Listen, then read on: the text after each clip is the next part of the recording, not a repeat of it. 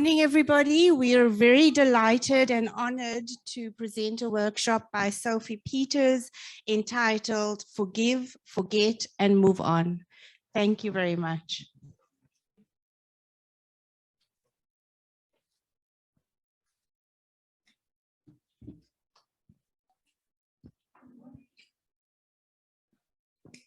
Excited to have everyone around.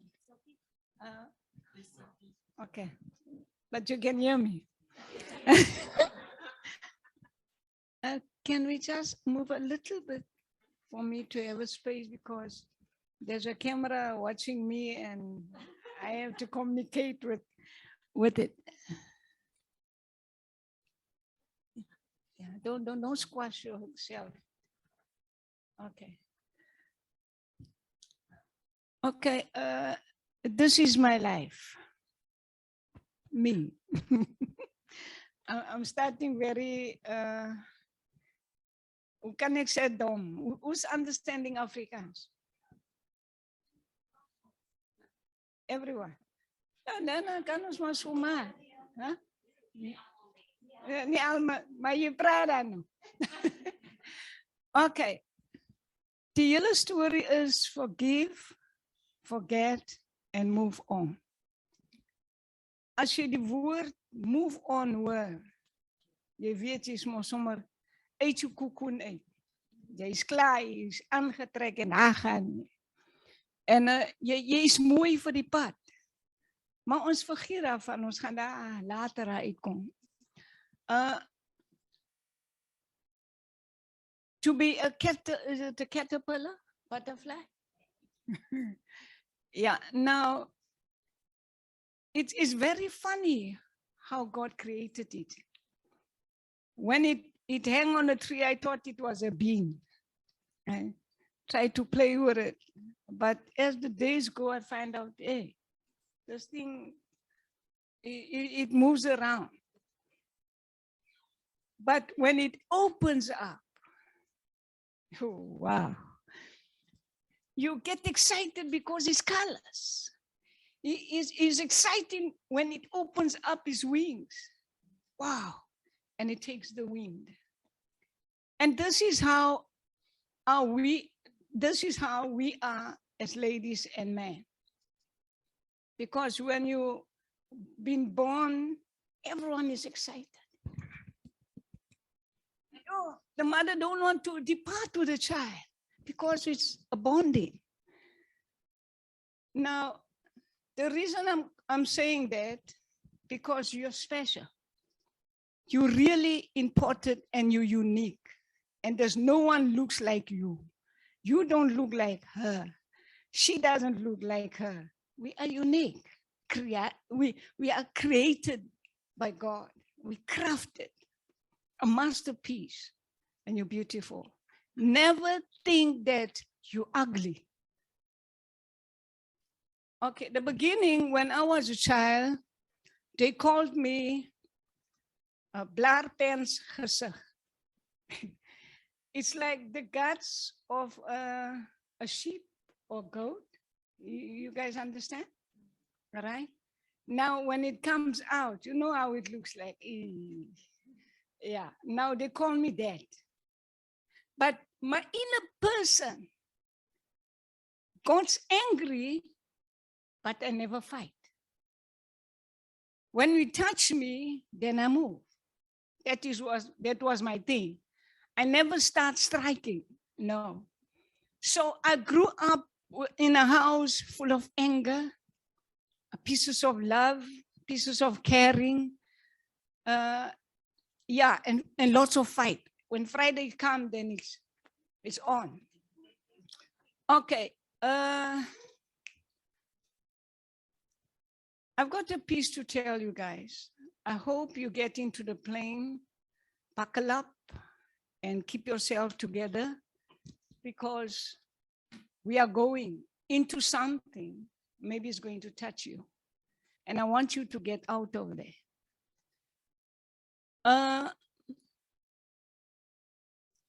This piece, when I created it, 2005,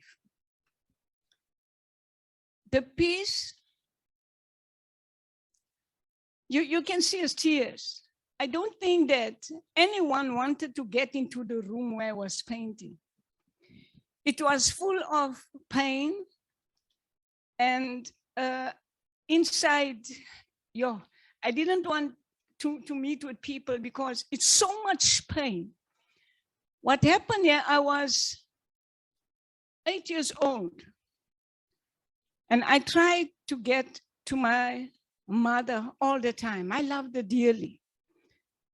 But as time went by, she had a friend, was called Linda. All right, she's dead and she's not around, and all those people are gone already. But they were so much friends, and they didn't part from each other. But they drink all together mkomboti. You know what mkomboti is? Homemade beer. Yeah. But she loved my father so dearly, my mother's friend. She put poison in my mother's beer. And I've seen it, but it's like you see it with your part of your eye. Wonder no wat gooi sy nou daan, maar all right. But she said to my mother, don't drink this from the tin, the big bucket, but drink this one on the table, and I'm going to fetch my money by the government. Okay, that's fine. And she drank, and I told my mother, I'll see you later, I'm going to play. But as I'm playing, this thing was inside me. I saw something. What was that? But the evening, she started coughing. Now we're getting closer. Cry from the heart is this one, all right? And as she was coughing and coughing, my brother was in the church Zion. And he came with his cloak and he started praying and praying, but nothing happened. Hey, we give her water, it doesn't work. Took her to the hospital. Few days, they said it was camphor poison, was the doctor say. Okay, I didn't care about that. All right, hospital out, and as time goes and I'm growing, and yeah. And suddenly they put an iron by the thyroid, between a thyroid, all right? Yeah, I was visiting her like every afternoon from school. And I went to karate school when I was 6. And I studied until 8, 10, till 13. But the energy, running energy, I never stopped running. From how can I say, in Joburg, it was a street in town. But when I get into Joburg from Kliptown, I have to run from town straight to Coronation Hospital, so I can reach the time. When I get there, the gates opens and I ran through because I love my mother. But it was one time she told me, "Go tell Linda goodbye." I couldn't understand. Why do you say goodbye? Nee man, gaan sê jy net vir Linda, ek sê tot ziens. All right, ek is die dag weg. But she lived on. The next Saturday she came to visit at home. Now, the next painting is just to show you where she screams all the time of the pain that happened. And when I come from playing and ask, Mommy, as jy honger, kan ek miskien 'n bietjie pap gooi daarin? Now, as a child, I couldn't understand the pain. I thought we just have to throw it in and close it up and eat. But I'm more than in the street than anything. I'm a child. But when I realized afterwards that Mommy why are you crying so much? Ag, my kind man is so right, man. Mommy wil maar net. Die oortraan maar net. She was constantly in pain. When she would go to the hospital, you remember the first painting? That was the last day of her life. The other painting is, you see this one. I painted it when the gallery owners came in to come and see a solo exhibition, to come and see what I'm doing. It's 2 paintings underneath that one. Just to try to explain the pain.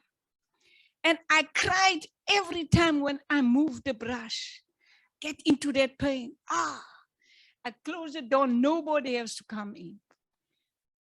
There was a hand that side, it was green. And it came out of the stomach. I painted out of the stomach.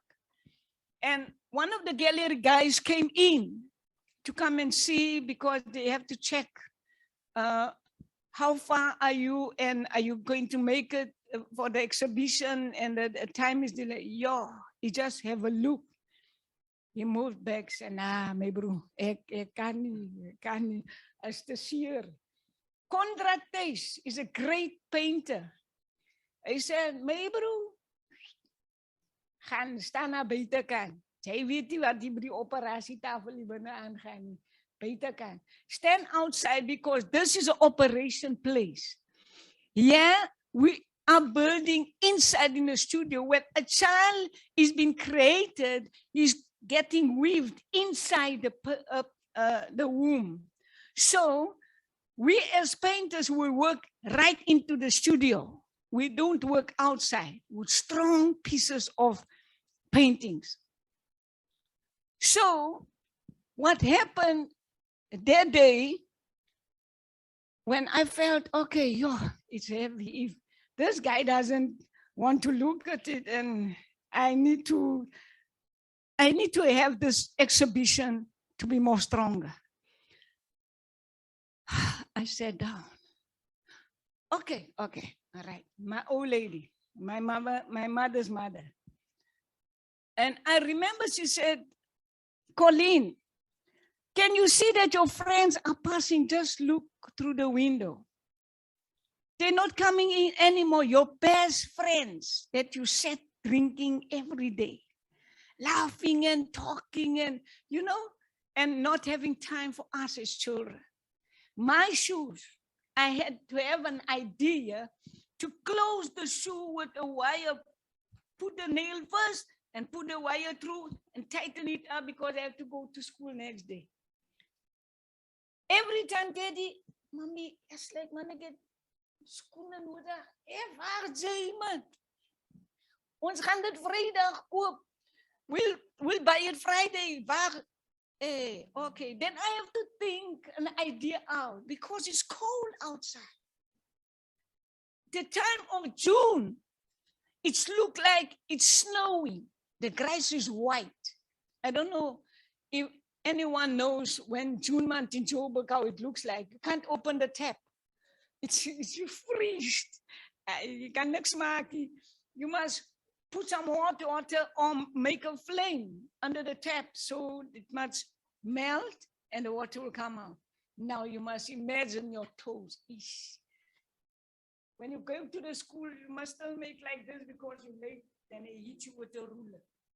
Yeah, you can kill a person because of that pain. But okay, because they didn't buy the shoes. They didn't even, there's no money because you keep on owing. And when I finished painted this painting, I find out, okay, my grandmother said, you see, they're passing. Now you're sitting with great pain and they have to feed you through your stomach. What are you going to do? Are you going to realize who God is? Are you going to accept him? Or are you going to die just like that? She said, no. I know that my Creator lives. He loves me. He will accept me when I get on the other side. So the great pain that I had in the studio when I was finished and I looked, you see that small hand by the corner with the jug? It was my hand because I keep on putting some food. But the iron hand is my next hand just to hold the life, the pipe, the tube for the food just to go through. Because I was constantly trying to help her to live again. I didn't want her to die. But the last time, when she left home, yes, like I thought, okay, I'll see her next week. So farewell without knowing, I did a spinal cut. My whole brain is in whatever happens right through my life. Every time when something comes up, I draw because the image is inside. My mother said, told Linda goodbye. And when I went out, my grandmother sat by the corner with the chair. And I went out, but I felt in my spirit, something is going to happen. And I stood by the door. I waved and she waved. I thought now next week I'll see her again. But when I get to the hospital next week, I looked through the window. By the hospital, they got like separate, underneath is closed. Then they got a piece of window. And I looked. I stepped in. Yay, hello, was my ma? That feeling. Goof, by the window, by the door. When I pushed, it hit me. Then now I'm struggling now to get together and with the doctors and the nurses. Hello, was my ma? Say, was he? And the nurse runs to get the doctor and I realize, he is nie iets lekker nou nie. And now I'm getting tied up in my muscle now. En niemand gaan my nou raak nie, want ek soek nou my ma. And they took me and they sat down. They said, can we talk to her? I said, ja, maar jy moet gou praat, want ek moet met my ma praat. And they tried to bring candies. Ek sê, ek is die ou van sweetsie, ek wil nie sweets hê nie, ek wil jy moet met my praat. Sê vir my, and I'm a child. But the strength that I've got, I don't think that anyone could ever hold me. Because at karate school, we used to use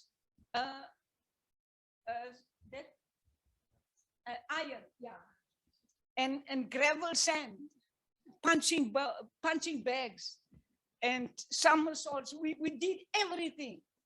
But if you could just hold me here, you'll feel that my muscle is stiff. And the doctor tried to hold me, to tell me that, calm down. He just went like this. He said, jy moet my nie raak nie. Jy moet my sê, waar is my ma? And he said, okay, we will be honest with you.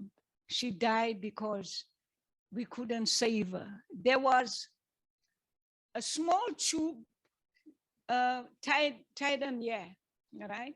There was a piece of cotton that went through, and they put a elastoplaster here to keep the cotton, and it goes inside here. And when you open your mouth, and you can see that cotton goes right through inside. You know why? Because it holds this pipe inside the stomach. I don't know how they put that to hold the pipe into the tube where the food goes in. So that was very painful. So when she spits or talk, she will talk out of the speech. And it was very, very painful. So anyone that spoke to me about my mother, I could just start crying. And when the doctor told me that she died, I put the nurse, I pushed her one side, And the doctor have to like jump aside because I was going for the door. I ran everyone out of the way. I got to the bus rank. They just looked at me. It was very, very painful. He said, "Kiki, tlamaan." He didn't even ask me money. So I just want to say, if you love your mother dearly, stay together, brother. Stay together, my sister. And remember that you're precious. When my mother died, I asked myself, will I ever make it? But at school, I've made it because I could draw anything and could make anything out of wood. I could make anything out of paper. Whatever, I sell it to give my family something to eat. Out of tomato boxes, I used to draw. You can't hate. You can't. Yes, like it was like a rhythm. You can forgive and you can love. You can forget and you can still remember. But what I'm telling you today, try to forgive the person that did badly harm to you. Now, I couldn't forget for 10 years. When I went to the art school, my teacher gave me a spider. It's a kind of spider web. Another one. It's leaves. Yeah, this, yeah. They gave me these leaves because the pain was so terrible on my face. Nobody could look at me. I couldn't even make friends. I wanted to engage with everyone. There was so much pain. I traveled for 10 years and went to the art school in Cape Town with a gospel church around. But I came to Cape Town. They told me that there's art schools all over. They told me, go to Chapel Street. I didn't know Cape Town. I have to walk and look around. But they gave me my teacher for a few days, and she felt that she couldn't engage with me. She gave me those leaves. She said, listen, the others are painting, but you can have this. You got to draw all the leaves, and you don't draw all the leaves. I said, yeah, but I want to paint the night. All the leaves. I draw it for 3 days. There was so much healing just in these leaves. The memory of my mother wiped off. It was so wiped out that was no memory. When you talk to me about my mother, I couldn't cry anymore. I can't even remember. There was so much pain. So what I'm trying to say, forgive, forget, and you can move on. But you will feel, if someone say, hey, Gloria, ken jy nog?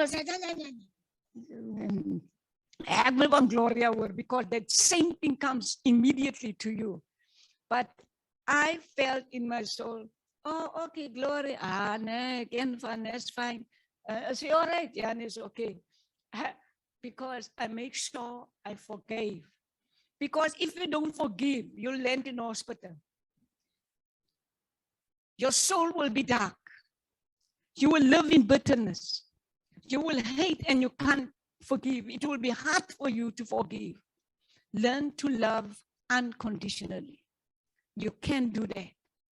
So the pain that I went through, it was very bad. And I was a very, very violent child. I could eat and crack a bone because my muscle was very strong. No boy or anyone could touch me. I fought 10 guys in Joburg one time, and I was 13 years old. I left them all down on the floor. Because what happened the next day, when I met them by the shop, you know, the blue oog, you know, the arm, you know, but they didn't know it was me because I was dressed like a boy. And the next day I will see, hey, I did some damage to those gangsters, you know, because I was protecting our territory, our community. because there was rape, there was killing, there was gunshots, Mohegans and fast guns and Mau-Maus and all of these soort mensen, they were there. But we have to go to the karate school to protect our community. So this is the kind of life I come from.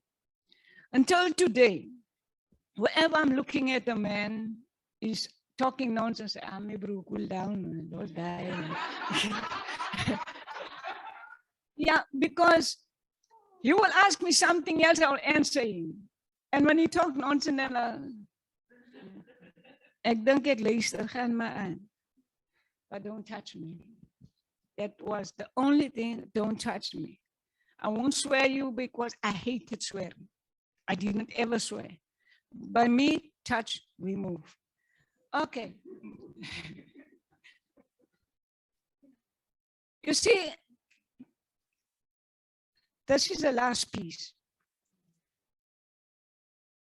This painting, 1986. Yeah. I came in Cape Town with that pain. I just brought pain, poorness, everything that happened in my family, I brought it through. This guy killed his wife. He was a good guy like you, my bro. Good guy, didn't even drink or anything. Nicely gevat. But the thing is, when he lost his job, AJ, hello, waar is die kos? Huh? Enige kos is stress. He went to go and drink. And when that happened, at night, he came back, he hit his wife, he kicked her, grabbed her by that beautiful bush of hair. And what he did, he kicked her so much, she went for the cord to grab the baby. She caught the baby. And he grabbed her outside and he threw her outside. She was so badly hurt. The child fell out of the hand, and that was the baby there. But the son is 12 years old. The child grabbed his jacket. And the father is so angry, took the knife and he cut his hand off. Arm without a hand. And what happened there, when you wake up the next morning, it was blood by the door, blood on the floor, the drink glass, everything is broken. Wat het hier gebeur? You see what does liquor does? You don't remember what you did last night. And that happened. So anger can bring you to something you don't want to be. And that is not good. My family was destroyed through liquor. So what I'm asking you today, don't be shy. Talk to me. Is there anything that you want to ask me? You will leave it. Anything that you want to ask me, I'm here. Thank you for your lovely presentation. So earlier on, you talked about how you loved your mother, right? And how when you love your mother, you must appreciate and so on. And I wanted to find out, so how do you balance being an emotionally available child but having a mother who's emotionally unavailable? And you can clearly see she's just, you've tried, but you know, she's emotionally unavailable. So how then do you then try to heal the next generation? And by the next generation, I mean your little nieces, and because she's, you know, she's not a bad person, but you can clearly see that, you know, she's emotionally unavailable, but yet you are an emotionally available person. Thank you. Okay, as I grew up, afterwards that she died, I could just have to, I could talk to everyone what the pain of my mother was. But I was so suffering.